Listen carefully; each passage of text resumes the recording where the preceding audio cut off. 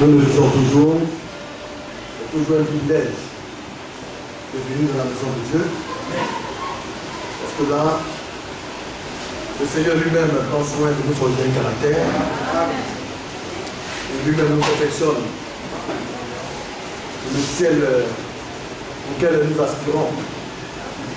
Si nous venons ici, premièrement, c'est pour aller au ciel. C'est pourquoi nous demandons au Seigneur davantage de nous demander de ôter tout ce qui ne le glorifie pas. Nous parlons du mystère de Dieu. Et ce mystère, dans ce mystère, du moins, Dieu a établi l'objectif à atteindre. C'est pourquoi nous devons connaître ces choses, les appréhender et faire de sorte que nous puissions nous retrouver là-dedans. Que Dieu bénisse tous ses serviteurs. Cela n'est pas facile. Ils font leurs efforts. En avançant, vous voyez, dans les durs labeurs, c'était même comme malade, le mercredi, le vendredi, le ministre Atelier était malade. Il décrit un peu les réalités que vivent les serviteurs de Dieu. Cela n'est pas du tout facile. Courir de gauche à droite, pour trouver à manger pour sa famille, et puis être prêt pour le service d'hiver. Cela n'est pas du tout facile. Cela n'est pas facile. C'est l'objectif du peuple. Et ça, c'est le peuple qui doit pouvoir s'y mettre. C'est pourquoi à tous les niveaux, nous devons travailler. Et faire de sorte que demain, les serviteurs de Dieu aient toute la liberté de se consacrer à nous pour Dieu. Que Dieu les bénisse. Et c'est pourquoi aussi le peuple de Dieu doit se retrouver à soutenir tous ces serviteurs de Dieu en prière. Peut-être que je vois. Qui sont ceux qui ont pu appeler le ministre Atelier hier? Ceux qui l'ont appelé les élèves. Vous voyez, quand je vous le prends, certains disent de faire Eric est peut-être trop difficile. Mais quand vous prenez vos serviteurs comme cela, quelle joie Atelier va avoir pour vous donner de bonnes paroles? Quand on a besoin de vie et qu'on a besoin de l'argent, même on vient voir le pasteur. Pasteur, il faut aller voir le frère Atelier, il n'a qu'à m'aider. Mais lui aussi, il est prêt, il est là pour vous. Les frères Lester, le frère Atelier, tant de frères sont prêts à aider. Mais en plus de l'aide qu'il vous apporte, il vous donne aussi la parole de Dieu. Mais il est malade. Peut-être que ces deux personnes, c'est ça qu'il y a une personne qui est allée lui rendre visite. Et donc on veut que Jésus dit, ma chérie est partie lui rendre visite. Pour lui souhaiter bonne vie. On va dire peut-être que comme c'est la femme du pasteur, alors le pasteur également a pu voir également les cas à sa chérie de partir lui rendre visite. C'est elle qui m'a appelé, qui m'a dit je voudrais aller rendre visite au serviteur de Dieu. Mais toutes les femmes des serviteurs de Dieu veulent faire. Et et donner l'exemple, la bonne image.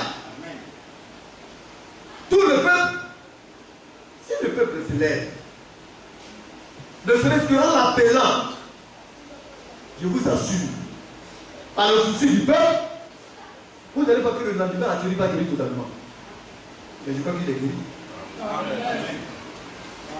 Parce qu'il y en a eu qui sont venus d'un cœur sincère, qui l'ont appelé pour lui souhaiter bonne guérison pour que le Seigneur le guérisse. Et c'est comme cela. Aucun respect pour les serviteurs de Dieu, aucune attention pour les serviteurs de Dieu. Mais pourquoi? Ça devient de l'égoïsme. Chacun se soucie de chacun. On s'occupe vraiment de nos intérêts personnels. Je crois que nous avons donné une requête.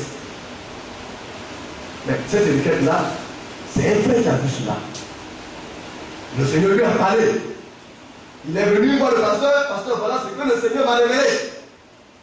Le frère, je pense qu'il a les dons.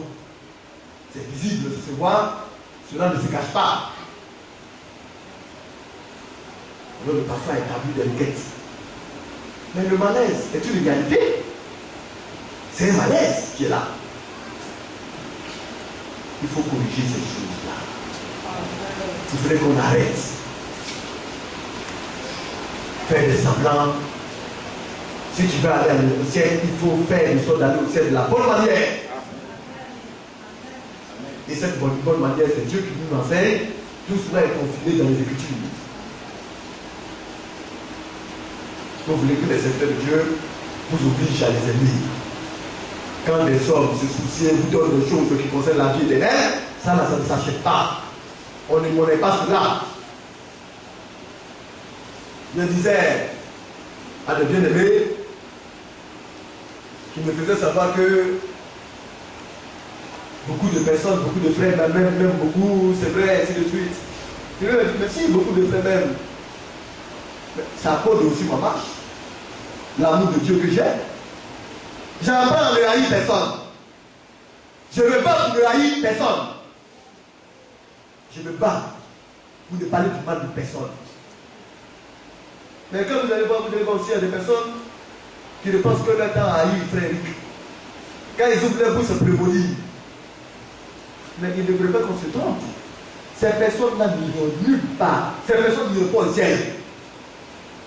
Le Seigneur, lui, quand il a donné sa parole, pour aller au ciel, tu es obligé même d'aimer ton ennemi. C'est dans quel ciel il cherche? Est-ce que les hommes sont conscients d'adorer Dieu? On ne peut pas obliger quelqu'un à adorer Dieu. Soit tu adores ou bien tu n'adores pas. Soit tu es chrétien ou bien tu ne l'es pas. Et les chrétiens là, l'amour de Dieu, lui est inculqué. Il est obligé d'aimer parce que c'est la nature à laquelle le Seigneur appelle tout le monde. C'est ce pourquoi Dieu nous appelle. Et ça, il faudrait que les frères comprennent. S'il y a de la haine dans ton cœur pour quelqu'un, bien aimé, c'est que tu es perdu. Le ciel ne t'est pas destiné. Et nous travaillons en cela. Nous vous présentons la manière d'aimer les hommes, d'aimer même ceux qui vous haïssent, de comprendre ceux-là qui vous font du mal, de prier toujours pour eux. Le méchant là, ne prendra jamais le dessus sur le croyant. Ils ont des souhaits, ils ont des espoirs. C'est légitime. Mais nous, nos souhaits sont les souhaits de Dieu. Notre espérance est basée sur le Seigneur et sa parole. La parole a toujours eu de nous. Donc, bien aimé, comportons-nous de la maladie du soir. Il y a une sœur qui a posé une question au sujet de ceux-là qui exercent dans la maison de Dieu. Surtout les femmes. Parlant de la diaconesse. Alors la sœur a posé la question de savoir une sœur qui était dans le monde a connu un homme ou bien plusieurs hommes et qui soit bienvenu dans le Seigneur. Étant venu dans le Seigneur, vivant peut-être avec son mari, et pour finir, qui s'est retrouvé veuve. Peut-elle être diaconesse ou pas? Parce que la sœur a donné un raisonnement, disant savoir que, puisque nous disons que la diaconesse doit être veuve et mari d'un seul homme, mais étant venu dans le Seigneur, ayant été lavé par le sang du Seigneur, et que sa virginité spirituelle a été constatée, est-ce qu'on ne peut pas dire que tout ce qui s'est passé autrefois dans le monde a été passé au profit également de sa nouvelle vie? Je ne sais pas si vous comprenez. Hein? On va vous dire que les sœurs qui sont venues dans la foi et qui ont été lavées par le sang de Christ, est-ce que si demain elles sont veuves et qu'elles ont atteint l'âge de 60 ans, est-ce qu'elles peuvent exercer en tant que diaconesse? Ça, c'est la question qui a été posée. Et quand une question comme cela est posée, c'est une question intelligente. Il faudrait qu'il y ait analyse. Alors, quand elle m'a parlé de lui, c'est vrai, je vais rencontrer l'Église de Dieu et nous allons débattre. Nous allons en parler. Le pasteur a son idée. Mais la meilleure manière de faire, c'est de créer un cadre sécurisé. Et quand il n'y a pas de cadre sécurisé, le pasteur n'est pas le seul à avoir le Saint-Esprit. Tous les serviteurs de Dieu qui sont autour du pasteur sont des conseillers potentiels et ils ont l'esprit aussi de Dieu pour donner aussi leur vision selon la parole de Dieu. Et après analyse, il y a un esprit qui a été dégagé. Alléluia. Alors, suite à cela, est-ce qu'une seule qui a eu plusieurs hommes dans le monde et qui est venue maintenant dans le Seigneur, si elle est devenue veuve, est-ce que sa virginité est constatée? C'est un peu à cela qu'on va essayer de répondre. Nous allons prendre la Bible dans le livre de Jean, le chapitre 4.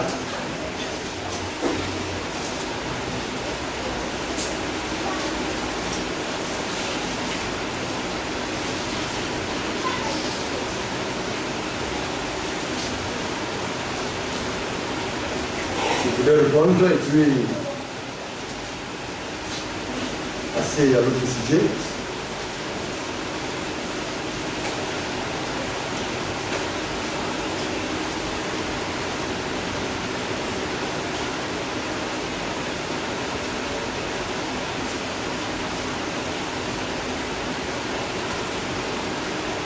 Nous allons lire à partir du verset 15.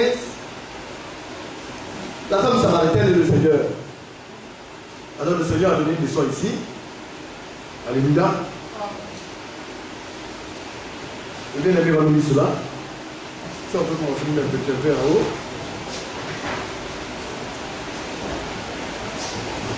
Jean chapitre 4. À partir du verset 7. Le verset 7.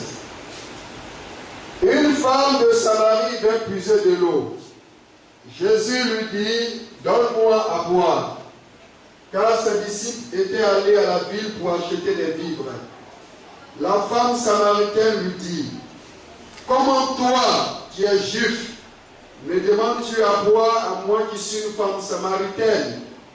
Les Juifs, en effet, n'ont pas de relation avec les Samaritains. Jésus lui répondit, si tu connaissais le don de Dieu, et qui est celui qui te dit, donne-moi à boire, tu lui aurais toi-même demandé à boire, et il t'aurait donné de l'eau vive. Alléluia. Alors, Jésus est le don de Dieu. Alléluia. Si on sait qui est le don de Dieu, alors c'est une grâce qui nous est faite. Puis bien aimé, tu continues. Seigneur, lui dit la femme, tu n'as rien pour puiser, et le puits est profond. D'où aurais-tu donc cette eau vive? Es-tu plus grand que notre père Jacob, qui nous a donné ce puits, qui en a bu lui-même, ainsi que ses fils et ses troupeaux? Jésus lui répondit, quiconque boit de cette eau aura encore soif. Mais celui qui boira de l'eau que je lui donnerai n'aura jamais soif, et l'eau que je lui donnerai deviendra en lui une source d'eau qui jaillira juste dans la vie éternelle. Donc, nous voyons ici une promesse. Quand Jésus donne de l'eau à quelqu'un, cette eau qu'il donne permettra à l'individu de plus avoir soif. Et il fait de sorte que cette eau-là devient une source intarissable. Alléluia. C'est une promesse. Et seul Jésus a la capacité de le faire. Et s'il parle de Saint-Esprit, qu'il donne aux croyants. Je vous dis, le Saint-Esprit, quand il l'a, il te conduit dans la révélation de la parole de Dieu. Il t'ouvre les yeux. Ce qu'il est impossible à un individu de comprendre, l'Esprit de Dieu te permet de comprendre cela. Oui, frère, nous continuons. Le verset 15. Oui. La femme lui dit, Seigneur, donne-moi cette eau, afin que je n'ai plus soif et que je ne vienne plus puiser ici. Nous connaissons un peu cette histoire. C'est une femme de mauvaise vie. Elle est blâmée, méprisée, rejetée par les hommes. Elle est huillée, humiliée. Quand ils étaient venus en Israël, il y a un certain groupe de femmes dignes, celles qui sont honorables d'après le système israélien, ont eu une certaine heure où elles peuvent partir puiser. Maintenant, après cette heure, pendant les moments chauds, alors ce sont les femmes de mauvaise vie qui y vont. Alléluia. Alors elle est fatiguée de cela. Quand elle va, on la montre du doigt. On dit, regardez la prostituée, elle se va puiser de l'eau. Le monde des hommes est un monde terrible.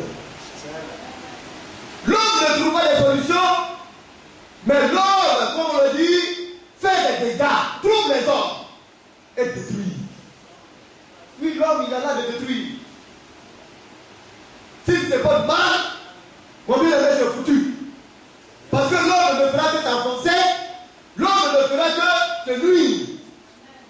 Mais Jésus, il reconstruit, il réhabilite, il donne de l'amour à celui-là qui n'a pas d'espérance. Il lui fait se sentir bien. Pour dire quand même que tu as des infinités, moi je suis avec toi. Et je t'aiderai à y arriver parce que tu peux y arriver. Voilà la manière dont fonctionne notre Seigneur Jésus-Christ. Ce qui fait que celui-là même est mal pur. Celui-là qui se porte mal, quand il rencontre le Seigneur, il se sent bien. Parce qu'il n'est plus jugé. L'homme a l'âme de juger son péché. Mais, et quand on regarde la plupart du temps, c'est parce qu'il est rempli de beaucoup d'intimité que lorsqu'il voit son frère être dans un malaise, il ne peut même pas lui pardonner. Mais celui-là, qui tend vers la perfection, qui a un certain niveau agréable de vie, il pardonne facilement, il comprend facilement, il soutient facilement et il accepte facilement. Donc, en cela, nous voyons que, étant demandant le Christ, il ne nous réserve pas de condamner un frère ou de nous marginaliser. Alors, cette femme étant fatiguée du monde, elle préfère ne même plus sortir. Se cacher aux yeux du monde. Seigneur, aie pitié de moi. J'ai besoin de cette eau-là. Parce que si moi je l'ai lu, je n'ai plus besoin encore de venir me faire ridiculiser ici par les hommes, de me faire humilier au devant de ces personnes-là. Je resterai chez moi et le vent couler en flot. Alors je suis venu de cette eau. Elle est là. Elle regarde sur de l'eau physique. Alors il s'agissait de alléluia de l'esprit de Dieu. Puis bien. Va, lui dit Jésus, appelle ton mari et viens ici. Alors, le Seigneur, qui connaît la vie de tout le monde, bien aimé, la vie de personne est cachée aux yeux de Dieu. Donc, tu n'as pas besoin d'être le gardien de ton frère. Dieu n'en a pas besoin. Tu n'as pas besoin de regarder à ton frère ou bien, vous voyez, de dire des choses sur lui. Parce que Dieu connaît la vie de tout le monde. Alors le Seigneur l'a regardé et lui dit, appelle-moi ton mari. Et le ciel a vu, et dit, je n'ai point de mari. Oui, frère, nous continuons. La femme répondit, je n'ai point de mari. Seigneur, mais je n'ai pas de mari. Et le Seigneur lui dit, oui. Jésus lui dit, Oui. tu as eu raison de dire, je n'ai point de mari, Oui. car tu as eu 5 maris, et celui que tu as maintenant n'est pas ton mari. Alors le Seigneur lui dit, tu as eu 5 maris. Alléluia. Et celui-là que tu as n'est pas ton mari. C'est pour dire que dans le domaine physique, si tu as eu des antécédents dans le passé, alléluia, c'est parce que tu es venu dans le Seigneur que ces antécédents-là vont être, comme on le dit, je parle en matière matrimoniale, que cela va se passer. Non, tu as eu un mari, c'est un mari. Tu as eu 2 maris, de ta vie, tu as eu 2 maris. Mais dans le domaine spirituel, ça c'est une autre entité. Le Seigneur lui est là depuis le nettoyage. Il fait de toi une nouvelle créature. On parle maintenant de l'être intérieur. Il y a l'aspect physique et il y a l'aspect spirituel. Alléluia. Nous allons prendre le livre de Corinthiens. 1 Corinthiens, le chapitre 7.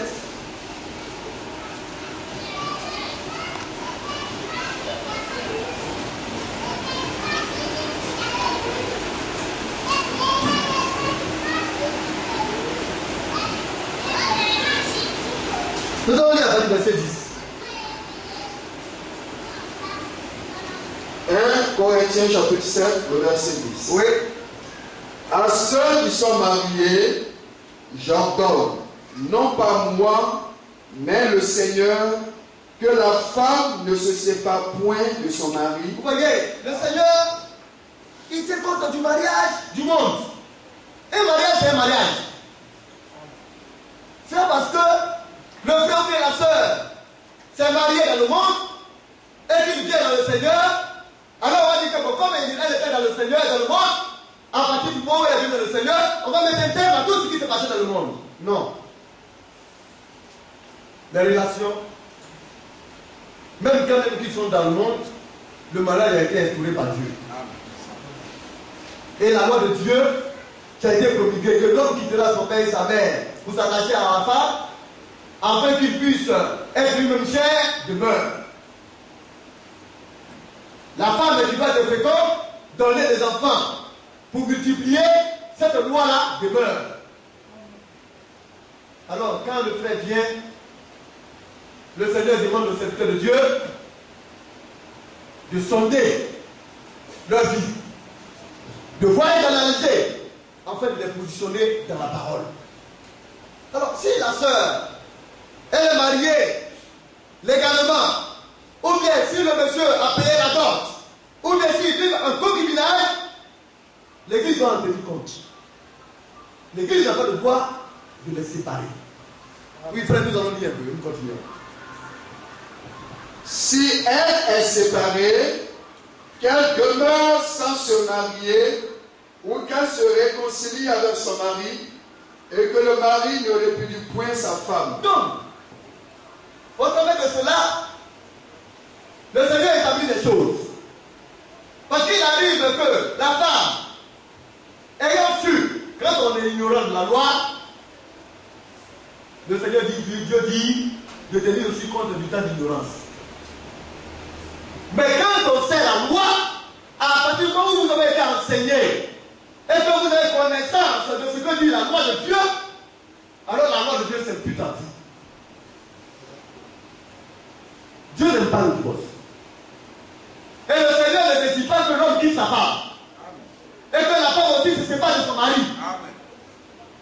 Alors, quand tu es au courant, quand tu as enseigné, et que tu as pris conscience de la loi, si une femme se lève, sachant cela, et qu'elle quitte son mari, alors le Seigneur dit, si elle veut aller au ciel, elle a oublié de tenir compte de la loi de Dieu. Mais il y a des femmes qui s'en foutent. Quand elles sont fâchées avec l'homme, alors qu'est-ce qu'elles font?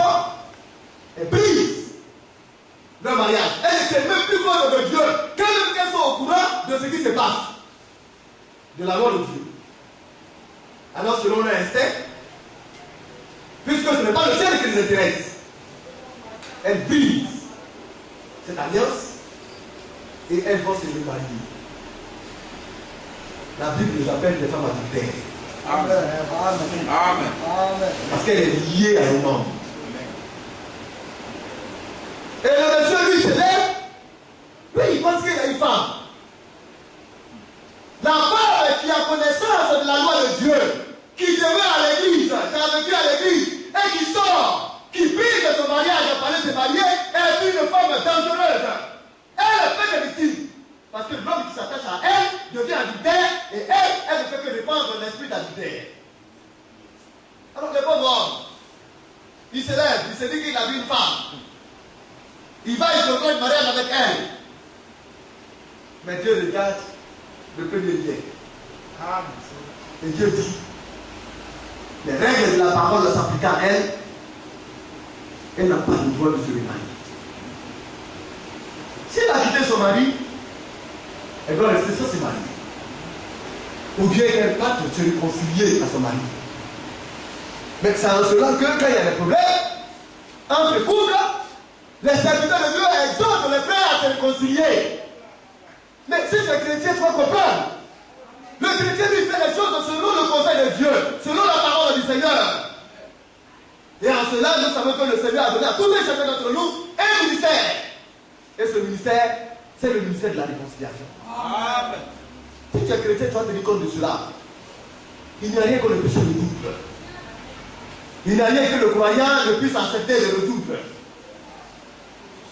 Parce que nous devons user de réconciliation. Oui, frère, nous continuons. Le verset 13, verset 12. Aux autres, ce n'est pas le Seigneur. Je vais prendre le verset 11 pour qu'on voit mieux. Oui. Verset 11. Si elle est séparée, qu'elle demeure sans se marier, ou qu'elle se réconcilie avec son mari. Vous voyez, si elle est séparée, qu'elle demeure sans se marier. Si elle décide de ne pas se marier, c'est son droit. Mais seulement, il ne faut pas laisser le garçon te toucher. Parce que si le garçon t'a touché, c'est fini pour toi. Dieu te quitte. Alléluia. Amen. Donc, les bien, les sœurs, quand il y a un problème à la maison, pasteur, moi je suis fatigué, moi aussi, moi il vient de quitter, pasteur, moi je... Arrêtez ça. Ça n'a pas de sens. Parce que tu ne le quitteras jamais. Amen. Mais pourquoi tu ne le quitteras jamais? Parce que tu es une fille de Dieu. Amen. Maintenant, les frères, voilà l'ordre du Seigneur pour vous. Que le mari fasse quoi? Le verset 11. Et que le mari ne répudie point sa femme. Bien aimé, ce n'est pas un conseil que Dieu donne, c'est un ordre. Amen. Il y en a qui croient à la loi de divorce et de mariage. Tu n'as pas le droit de divorcer ta femme. C'est un ordre. Oui, bien aimé, continuez un peu. Aux autres, ce n'est pas le Seigneur, c'est moi qui dis. Si un frère a une femme non croyante et qu'elle consente à habiter avec lui, qu'il ne la répudie point. Donc, si un frère était dans le monde, il a eu une femme, il est venu dans le Seigneur, la femme refuse d'adorer le Seigneur. Alors, le frère, quand il voit les responsables de l'église, les responsables de l'église d'abord essayent de voir sa vie sociale. Frère, as-tu une femme avec toi? Il dit oui. Votre vie, la vie, c'est comment? Est-elle chez ses parents ou bien elle est chez toi? Il dit bon, elle est chez ses parents. Elle va, elle vient. As-tu vu ses parents? Il dit non. L'as-tu noté? Il dit non. Alors on dit frère, ça là c'est le copinage. On n'a rien à voir là-dedans. Si on demande la soeur vit chez toi, il dit oui, elle est chez moi, bel et bien. Elle ne va pas vous venir. Elle demeure avec moi, nous partageons notre vie ensemble. L'as-tu noté? Il dit pas encore. On dit frère, ça c'est le concubinage. Amen. Parce qu'elle est chez toi. Alors frère, fais un effort, va voir les parents. L'église va briser cela. Parce qu'on a trouvé la soeur chez le frère. Même si elle est païenne, le frère peut venir dire, frère, vraiment, soeur, la soeur là, vraiment, elle est païenne. Celui qui adore Dieu, adore Dieu. Frère, vraiment, je vais la laisser. Les anciens diront, non, frère, elle ne le fait pas. Mais elle aussi, elle a son avis. En tant que païenne, elle peut décider de rester avec le frère ou ne pas rester. Mais la décision, lui, elle tombe à elle. Mais le frère, c'est sa position qu'il est obligé d'assumer. Ça veut dire que là, maintenant, la décision ne vient pas de lui, mais de la personne qui est extérieure à la foi. Ça veut dire que même Dieu protège même les païens. Amen. Oui, frère, nous continuons. Et si une femme a un mari non croyant et qu'il consente à habiter avec elle, oui, qu'elle ne répunie point son mari. Donc, le mari, il a la femme, la soeur vient à l'église, puis les païens. Alors la soeur, regarde, elle va faire réellement, et mon frère se prend sur la terre. Mais elle qui a le privilège avec le monsieur. Alléluia. Il partage la vie, ce n'est pas une vie de copinage. Alors elle vient et dit, frère, vraiment, il ne me reste pas. C'est un païen. Moi je vais faire un Christ, on dit frère, on ne veut pas. Lui il veut, il te veut. Il veut habiter, il veut rester avec toi. Même si tu vas à l'église, tu dis qu'il ne peut pas te laisser. Alors tu ne peux pas le laisser. Parce que la parole de Dieu nous le dit. Le serviteur de Dieu qui a donné son conseil a aussi le Saint-Esprit. C'est pourquoi il donne le conseil. Et nous l'avons vu que ce serviteur de Dieu, Paul, c'est lui l'apôtre des païens. Mais c'est l'orientation qui donne ton passé. C'est comme le messager de notre temps. C'est le pasteur de l'âge de l'église. Les orientations qu'il a données au niveau de l'église n'a pas le droit de s'en débarquer. L'église doit respecter cela strictement. Alors l'apôtre Paul est notre apôtre à tous, qui a été mandaté pour apporter la doctrine aux païens. Il dit, voilà la conduite à tenir. Ça vous dit, même le mariage du monde est considéré par l'église. Alléluia. Si tu as vécu une vie de concubinage dans le monde, cet homme-là est considéré comme ton mari. Si tu as été doté, cet homme est considéré comme ton mari. Alléluia. Les seules choses qu'on ne sait pas, c'est le copinage. Quand les parents ne sont pas au courant, et puis maintenant, le frère et la soeur est chez ses parents, lui aussi est dans sa maison, et puis de temps en temps il se voit. C'est le désordre. Ça c'est le copinage. La Bible ne connaît pas le copinage. Il vient, on continue un peu. Le verset 14. Car le mari non croyant est sanctifié par la femme, Oui. et la femme non croyante est sanctifiée par le mari. Autrement, vos enfants seraient impurs, tandis que maintenant ils sont saints. Vous voyez, à cause de ta foi, de manière spirituelle, le Seigneur t'a donné une nouvelle vigilité. Mais de manière physique, bien aimé, tu n'as pas retrouvé la corpulence d'une jeune fille. Mais le Seigneur, il fait des miracles. Il a fait pour Sarah. Il a régénéré le corps de Sarah. Sarah, étant âgée de 90 ans, s'est retrouvée avec un corps de jeune fille, avec tous les plaisirs y afférents. Ça, c'est un miracle de Dieu. Amen. Pour dire que l'éternité est la saveur de Dieu. Mais, c'est rare. Alléluia. Donc, nos soeurs qui viennent, si tu es, même tu as 80 ans et que tu viens dans la foi, Dieu te prend comme un bébé. Il te donne une nouvelle vigilité spirituelle. Il te lave de tout. Alléluia. Amen. Mais ton passif matrimonial, il meurt. Alléluia. Amen. Oui, bien aimé, nous continuons. Si le non-croyant se sépare, qu'il se sépare.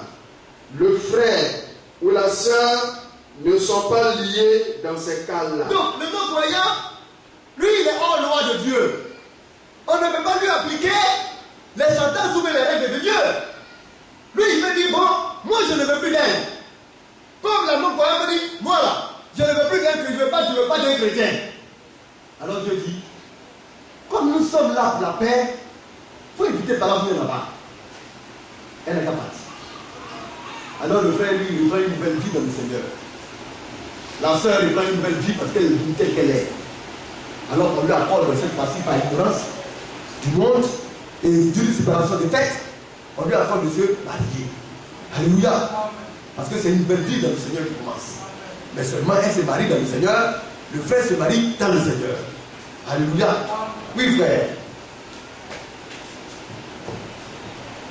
Dieu nous a appelés à vivre en paix. Oui.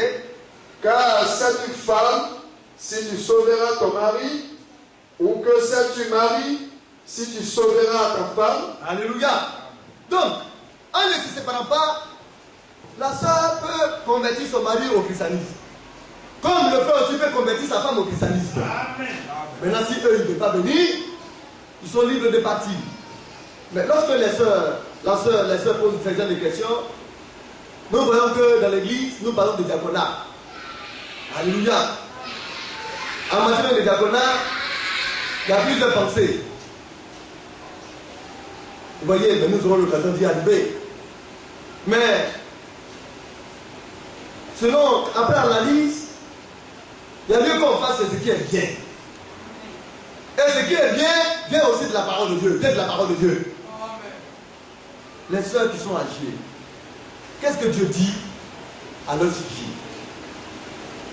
Parce que il est difficile aux sœurs âgées d'exercer comme cela dans la maison de Dieu. Je parle de diaconesse. Parce que pour nous, les critères de diaconesse sont compliqués. Il faut être veuve.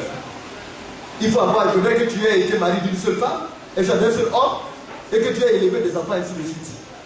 C'est ce que nous croyons. Mais il y a les autres sœurs qui n'ont pas été mariées d'une seule femme, et qui n'ont pas été mariées à un seul homme. On fait quoi de ces sœurs? Mais Dieu a déterminé aussi le rôle que doivent jouer ces sœurs. Dans le titre du chapitre 2, nous allons essayer de lire cela.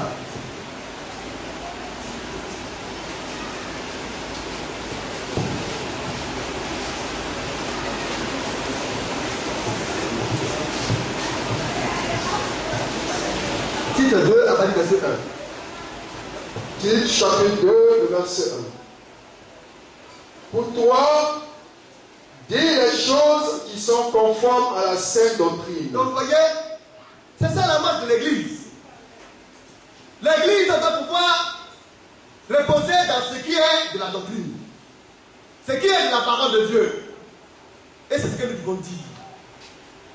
Et quand j'en parle, c'est parce que nous allons passer dans la phase concrète de l'accomplissement de ces choses-là.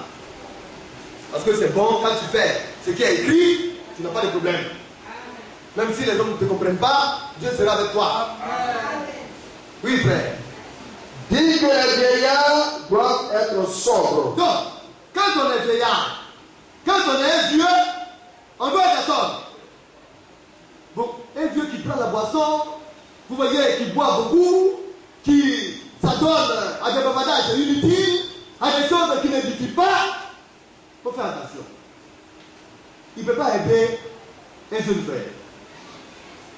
Si le jeune frère s'attache à lui, c'est pour le conduire à ce qui n'est pas bon. Mais un vieillard qui est circoncis selon le Seigneur est une bibliothèque dans la foi. Alors, l'exemple que les vieillards doivent donner, c'est d'être sobre. Alléluia. Ils doivent être honnêtes. Alors, quand vous le voyez, ils ne sont pas portés au gain passif, à l'amour de l'argent. Oui, malheureusement, le monde est ainsi. Le vieux père, il a fait ses enfants, il a ses neveux et ses nièces, il a assis dans son amas. Quand ses enfants viennent à vacances, le petit ami est comme il est riche, il manque de respect au plus aisé, et puis le vieux le soutient parce qu'il y a l'argent là. Le vieux n'est plus sobre. Oh, il doit être intraitable. Il doit pouvoir réguler les choses. De sorte que même celui-là qui est riche, et même s'il est petit, il doit pouvoir respecter les aînés s'ils n'ont pas tout l'honneur. Parce que c'est l'honnêteté et le respect qui est total. Oui, frère. Honnête, modéré, saint dans la foi. Alors quand on parle de vieillards, on parle même des vieilles femmes. Parce qu'il faut parler des vieillards. Sobre, modéré, honnête. N'est-ce pas? C'est de la foi. Ils ont une conduite digne de Dieu. Un comportement exemplaire. Quand on vieillit, il ne prépare pas chaque fois les enfants viennent vous dire, mais la vieille, il a oublié le Dieu là, tout ça, c'est lui. Ce n'est pas intéressant. Parce que tu es un modèle maintenant, un exemple. Une personne expérimentée, toi tu as déjà vu le lion, tu as déjà vu le serpent et sa manière de lever sa queue. Tu veux dire à un enfant, il faut prendre garde parce que ce qui est en train de voir là, ce n'est pas un sang, mais c'est un lion. Tu es un être aguerri. Tu es un être responsable. Alors tu es saint dans la foi et dans l'amour. Il faut obéir à la parole de Dieu. Oui, frère. Saint dans la foi, dans l'amour, dans la patience. Saint dans l'amour. Là où il y a une jeune sœur, c'est le problème spirituel qui est bafoué, qui se sent méprisé, rejeté. Alors qu'elle vient vers la vieille, elle est seule en sécurité. Elle est seule en quiétude. Parce que la vieille, elle la protège et lui donne des conseils avec amour. Elle l'oriente. Alléluia. Quand on fait les choses avec l'amour de Dieu, alors les résultats sont probables. De bons résultats sont produits. Oui, frère. Dites que les femmes âgées. Alors, c'est la parole qui s'adresse aux femmes âgées. Voilà le conseil de Dieu pour elles. Alléluia. Oui, frère. Dit que les femmes âgées doivent aussi avoir l'extérieur qui convient à la sainteté. Donc, dans leur manière de se vêtir, dans leur manière, vous voyez, de paraître, dans leur manière de se comporter, dans leur langage, ça c'est l'extérieur. Tout ce qu'on voit extérieurement. Alléluia. Elles doivent avoir l'extérieur qui convient à la sainteté. Nos soeurs, nos mamans doivent être, vous voyez, des femmes de carrure. Vous ne pouvez pas dire des femmes de carrière. Parce que leur carrière, des fois, elle doit être à leur image. Mais si la vieille, elle se met là à critiquer, elle se met là à montrer du doigt, à humilier, à bafouer, à montrer que c'est elle, c'est le centre. Quand on atteint une certaine maturité spirituelle, on ne se regarde pas soi-même, on travaille pour le Seigneur. On oriente les hommes vers Christ. On ne se sait pas, mais on sait les autres. Et c'est ce que Dieu voudrait. Et il nous faudrait avoir des vieilles comme ça à l'église. Alors ces vieilles-là, oui frère, eux, oui. N'être ni médisante, Oui. ni adonnée aux essais de vin. Oui. Qu'elles doivent donner de bonnes instructions. Alors, le rôle, c'est d'instruire, d'éduquer. Sœur, viens. Mais tu as fait quelque chose. Si tu fais ça, voilà où tu vas arriver. Ce sera dangereux pour toi. Tu ne peux pas faire ça. Même si la personne le fait, est une personne, est une femme de bêtise. Toi, dans l'amour de Dieu, comment tu vas la racheter et l'enlever dans la boue dans laquelle elle se trouve? Les vieilles femmes doivent être pleines de patience.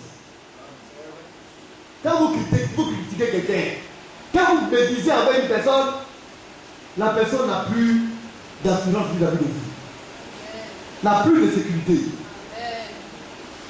Elle est citoyenne. Parce que quand elle vient et se présente, c'est le jugement que vous lui apportez. Elle n'a pas besoin de ça.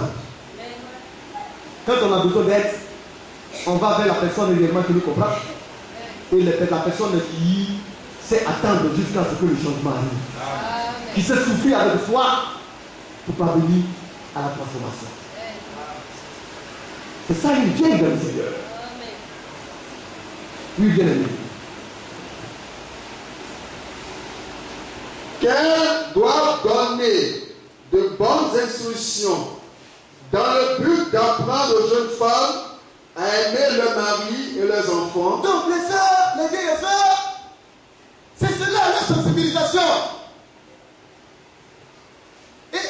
que maintenant nous allons faire, je ne briserai pas. Vous voyez, le cadre des femmes des serviteurs de Dieu, mais je vais replacer les vieilles femmes dans leur position. Mais il faudrait que les vieilles femmes donnent la lutte qu'il y a. Et il faudrait qu'elles soient aussi disposées à servir le Seigneur comme il le faut. Mais si tu n'es pas disposé à servir le Seigneur, alors qu'on a besoin de toi pour faire l'œuvre de Dieu, toi tu vas donner des raisonnements pour dire que tu n'es pas prête. Mais on ne dira rien de toi. Une vieille femme doit être disposée et être là quand il le faut. Et ça, l'Église en a besoin. De sorte que lorsqu'une soeur se comporte mal dans son foyer, le pasteur puisse les interpeller. Sœur, allez-y à tel endroit, de tel lieu. Alors les vieilles se lèvent et elles vont rencontrer la jeune soeur qui est dans le mari, dans le foyer, et qui n'apprend pas le respect, qui n'a pas appris l'éducation pour respecter son mari, lui donner la considération et s'appliquer à ce que le Seigneur, ce pourquoi le Seigneur a établi dans le foyer. C'est le travail des vieilles femmes. Frère, quel est l'erreur? On reprend le verset 4. Dans le but de faire quoi? Dans le but d'apprendre aux jeunes femmes, Oui. à aimer leur mari et leurs enfants. Comme elles doivent apprendre à aimer leur mari et leurs enfants. Aimer, c'est se soumettre. C'est de ne pas raisonner à ton mari. Alléluia. Et je pense que déjà la sœur Jeanne nous fait bien. Amen. Ah, la sœur Jeanne ne patine pas avec les jeunes sœurs. Amen. Mais il faudrait que les vieilles soient comme cela. Amen. Quand vous allez bâtir la sœur Jeanne, elle ne conduira jamais un frère. Elle dit toujours aux petites, il faudrait que vous soyez soumises. Mais c'est le conseil de Dieu. Mais, au travers de cela, ce que je voudrais qu'elles apprennent, c'est qu'elles ne puissent plus condamner les jeunes sœurs, mais leur apprendre toujours de l'amour. Alléluia. Les recevoir, leur donner de l'amour et leur apprendre à aimer. Donc, apprendre à aimer leur mari, premièrement, et leurs enfants. Amen. Il y a des sœurs qui ne savent pas donner de l'amour aux enfants. On pense que donner de l'amour aux enfants, c'est faire manger l'enfant matin, midi et soir. Et quand l'enfant est rassasié, il fait des bêtises. C'est du n'importe quoi. Amen. Un enfant, ça s'éduque. Et c'est la femme qui éduque l'enfant. Quand on dit de donner de l'amour à un enfant, on le donne selon l'amour que Dieu nous donne. Comment est-ce que Dieu vous prend? De la même manière dont Dieu vous prend, c'est de cette manière que vous devez éduquer les enfants, les jeunes filles, parce que demain seront les femmes des frères et des sœurs, des frères en Christ, du Ouest. Mais si l'enfant a pris la facilité, on dit à maman, il faut saluer, elle dit non, il ne salue pas. Mais demain, son mari va dire 1, va dire 10. Parce que toute petite, sa maman lui a appris cela. Une femme insoumise, quel conseil va donner à son enfant? Bien aimé, c'est pourquoi on doit mettre les femmes vertueuses à la tête des sœurs. Pour donner de la vertu aux jeunes sœurs. Parce que si vous donnez une femme qui ne sait pas son rôle, qui ne connaît pas justement sa position, c'est toutes les femmes qui vont commencer à se révéler aux frères et aux sœurs dans l'église. Et ça, c'est dangereux. Oui, frère. Dans le but d'apprendre aux jeunes femmes à aimer leur mari et leurs enfants, Oui. à être retenues, chastes, occupées aux soins domestiques, bonnes, soumises à leur mari, afin que la parole de Dieu ne soit pas calomniée. Donc, voilà le rôle des vieilles sœurs. Mais en même temps, si je vous place dans une position, je ne jouerai pas avec vous. C'est bon d'avoir une position de choix. C'est bon de dire, bon, oui, on est bien là. Et que réellement on fait ceci, on fait cela. On ne vous place pas dans le but d'écraser les autres. Quand on est responsable, on ne fait pas cela. Le pasteur n'essaie pas d'écraser quelqu'un. Alors quand on donne un poste à quelqu'un, et alors il fait des abus de confiance. C'est pour servir le Seigneur. C'est pour servir le Christ. Bien-aimé. Alors, le rôle c'est de quoi? D'apprendre aux jeunes sœurs à aimer leur mari et leurs enfants, à être retenu. Même si le frère est dur et qu'il te parle durement. Alors comme tu es blessé, alors tu ouvres la bouche et tout ce qui te rentre dans la bouche, les grenouilles, ça te fait mal à l'homme. Ce n'est pas sérieux. Mais ce sont les vieilles femmes qui doivent apprendre aussi à être retenues. La bouche, on l'ouvre quand vous mangez, et puis quand on a envie de dire de bonnes choses. Une chrétienne, c'est cela. Mais les sœurs, certaines sœurs ont l'art de blesser. Ah, quand elles ouvrent, on sait qu'elles ont ouvert. Et quand elles te parlent là, selon le niveau. Et tellement que ça te blesse, pour que ça cicatrise, même il faut une semaine tellement que c'est violent. C'est pour cela que Dieu t'a mis au bled de ton mari. Bien aimé. Dieu t'a mis là pour que tu le tues avec du feu. Lui, il est mort, même s'il crie sur toi. Pourquoi tu ne veux pas qu'il crie sur toi? Au contraire, tu es bien placé pour prier pour qu'il puisse arrêter de crier sur toi. Sois douce. Aide la retenue. Et Dieu va changer ton mari en bien.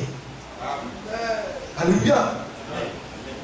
En même temps que ça se passe, comporte-toi de la manière juste. Alors les vieilles sœurs vont venir. Quand elles vont regarder, elles vont dire, ah, le frère là même il exagère. Parce que tout le temps c'est lui qui crie sur la sœur. Il ne l'appelle jamais pour s'asseoir avec elle, pour parler avec elle en silence. Alors les vieilles femmes vont voir le pasteur, il faut voir le frère là, parce qu'il exagère. Alors le pasteur l'appelle et dit, mais si Dieu t'a donné une telle sœur, c'est pas pour la primer. Elle fait tout pour te donner le bonheur, alors rends-la heureuse. C'est le rôle du pasteur. Mais il faudrait qu'il y ait des personnes qui vont Dieu pour ça. Bien aimé, nous devons servir le Seigneur de la bonne manière.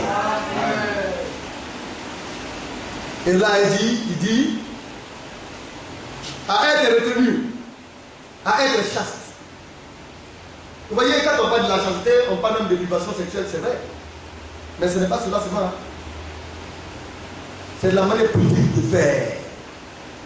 Parce qu'une femme chaste, c'est celle-là qui sait s'habiller. Elle ne monte pas ses rondeurs n'importe comment. Mais celles qui ne sont pas chastes, quand elles passent, on sait qu'elle est passée. Parce qu'elles donnent de l'envie également aux autres. Et ce n'est pas bon. La femme doit être décente. Elle doit avoir une tenue, comme on le dit, esquive. Oui. Mais ça, parce qu'on dit, d'être chaste, c'est que tu dois t'habiller de la vraie manière. Il y en a qui ont l'argent, mais elles ne se savent jamais. Ton mari, elle va t'aimer comment? Et les vieilles femmes doivent apprendre ça aux sœurs. Il faut être toujours propre, bien habillé pour ton mari. Il n'y a pas d'argent. Aujourd'hui, il n'y a pas 1000 francs en Côte d'Ivoire. Il y en a. Et puis quand tu coules, c'est pas que c'est 1000 francs. Ce sont les connaisseurs là qui savent que c'est 1000 francs. Dieu, dans sa grâce, a donné réellement, vous voyez, à tous les niveaux de possibilités de pouvoir réellement avoir quelque chose de décent. Bien aimé. Les sœurs doivent être agréables. Quand les païens vous voient, ce n'est pas que vous devez les séduire. Non. Mais ils doivent avoir envie de vous croquer. Parce que vous êtes les sœurs même de l'envie de venir dans la maison de Dieu. C'est ça une femme. Voyez, chaste. Occupez au feu des petits. Tu rentres dans une maison et puis on sent les odeurs partout. Le pauvre monsieur, il est fatigué, il sort, il rentre dans la maison et puis après il y a des domestiques dans la maison. Le désordre est installé. Mais on va où? On va où? Quel exemple de sort aujourd'hui on a? Elle passe son temps à vous piller, à dormir jusqu'à quand le frère vient. C'est maintenant qu'il voit tous les habits. Son esprit est mélangé, mais il est mélangé, son esprit est mélangé. Là, c'est tapé. Parce que déjà tu es en train de l'exciter sur sa nervosité. De sa nervosité, la première fois qu'il va avoir une chose, c'est un coup de poing qu'il va avoir. Mais je ne dis pas au frère de taper la soeur. Parce que si tu tapes, tu vas me trouver devant toi. Mais les sœurs doivent se comporter de la manière bien. Alors les choses domestiques sont très importantes. Quand on a levé bien-aimé, c'est pas quel bien-aimé qui parlait. Quand elle est en train d'écraser Foufou, elle écrase avec tout son cœur, avec toute sa force. Parce que c'est le Foufou le plus raffiné qui va sortir. Alléluia. Même le restaurant qui coûte même 100 000 francs le plat, c'est pas avoir ça. Parce que c'est pour son mari. Amen. Et quand elle finit de faire, elle s'assoit dans la cuisine. Tous les bons morceaux, elle remet ça. Elle a assis derrière quoi, elle s'étale copieusement. Et puis le mari maintenant on lui donne des choses. Tu vois dans quel ciel. C'est toi qui sais manger de bonnes choses. Il faut bien le servir. Quand il mange là, il est content, il te regarde et puis il t'aime encore. Et je dis aux frères et aux sœurs, je leur parle, mangez à table avec vos femmes, vos épouses. Parce que ça crée un lien fort d'amour. Même dans les fiançailles, quand tu commences cela. Je suis votre pasteur, je vous le dis. Mais demandez à ma chérie. Elle a vu les copains ici, et ça s'est transpiré au milieu, c'est comme on dit, va la bête avec ta soeur manger. Parce que comme ça, vous créez la division, et quand ça commence à aller mal, c'est vous qui créez. L'homme doit être vigilant et veiller à ce que ces choses s'assoient. Bien aimé. Le Seigneur nous a tout donné. Si on veut être heureux, on sera heureux. Donc les soins domestiques, c'est cela. C'est ce que j'ai dit dans ma petite amour. Ça ne tue pas. Parce qu'une femme, c'est ça qui fait une femme. Les petits soins, il faudrait qu'elle le fasse. Parce que le prédateur ne peut pas venir, il va regarder à ça. Le mari, quand il est content, quand il y a l'argent, il dit il va prendre bonne. Mais Dieu, quand Dieu parlait là, Dieu n'a pas parlé de bonne, d'abord on dit hey, c'est toi. Alors la bonne, Dieu a mis en toi. Il faut mettre de l'ordre dans la maison. Et quand il regarde, il dit ma femme vraiment est super, elle travaille. Je vais lui donner maintenant une servante. Mais tu le fais bien, et puis toi tu peux donner seulement, mais les servantes c'est pour l'oublier. Pour ton vie seulement. On va où? Aimer les soins domestiques. Une soeur doit être bonne. Toujours pour son mari. Même quand il est fâché, c'est elle qui doit l'apaiser. Si toi tu ne l'apaises pas, qui va l'apaiser? Qui? Mais vous êtes liés, c'est ton bateau. S'il est hanté, il est déboussolé, ton bateau va couler. Tu as beau aimer frère Eric ne peut pas te donner tout ce que ton mari veut. Frère Eric ne peut pas te faire tout ce que ton mari peut te faire pour te rendre joyeux. Il ne peut pas. C'est ceux qui sont auprès de vous là, faites-le bien. Soyez bonnes envers vos maris. Et ça, c'est la mission que Dieu donne aux vieilles femmes de faire.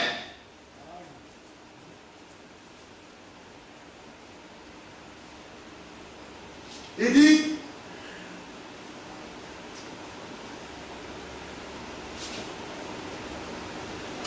bonne, soumise à leur mari, la soumission.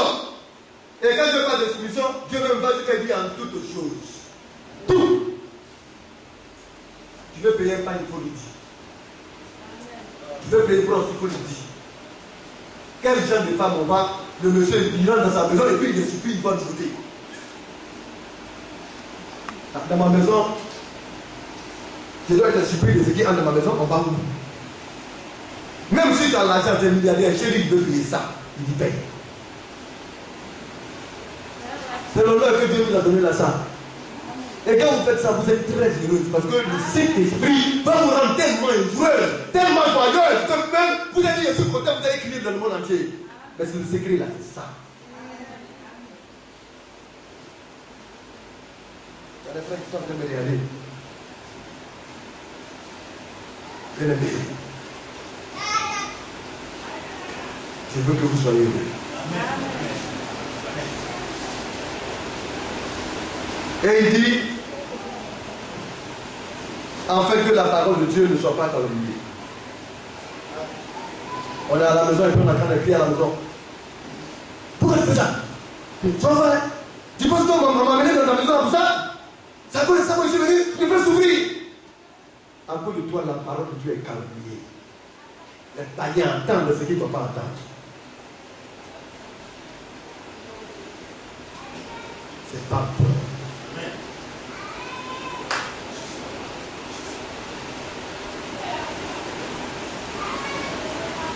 Alors, bien aimé, je ne vais pas prendre trop de temps. Ce n'est pas le message que je vais envoyer à côté, mais c'est de faire une mise à niveau. Il faudrait que maintenant on y travaille. J'y crois. Le modèle de femme, de fille pour le couple que Dieu a donné, moi j'y crois avec toute ma force. Si vous ne voulez pas être le moi, là, je serai. Tout ce que dit, on dit que frère Eric, même il va se marier en bas. Dieu m'a donné femme. Maintenant, il reste à l'entrée dans le foyer. Mais déjà, avant de rentrer dans le foyer, je bénis Dieu. Qu'est-ce qu'on ne peut pas faire avec la grâce de Dieu? Qu'est-ce qu'on ne peut pas faire? Frère, soyez teigneux. Le pauvre, il est baptisé, et puis il est là. Quand il vient à l'église, il est élevé avec tout le monde. Alors ça dépend de la manière dont la femme le prend à la maison. On dit que le frère, il est dur. Il est dur comment? C'est que la femme là, il n'est pas en paix à la maison, c'est pourquoi il est dur dehors. Mais le frère qui est bien, quand on finit l'église, même il dit, parce que est-ce que je peux passer à la maison? Il peut rentrer à la maison. Et les frères comme ça, hein, ils aiment la maison. Parce qu'il y a une bonne femme qui est positionnée à la maison. Il y en a qui aiment l'église plus que la maison. Donc il faut aimer l'église plus que la maison. Mais il y en a qui aiment le temple plus que la maison. Moi, je me disais la chose.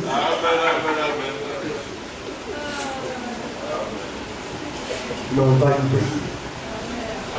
C'est le rôle du pasteur. On va y veiller. Je crois à de bonnes soeurs et à de bons frères. Et cela à la gloire du Seigneur.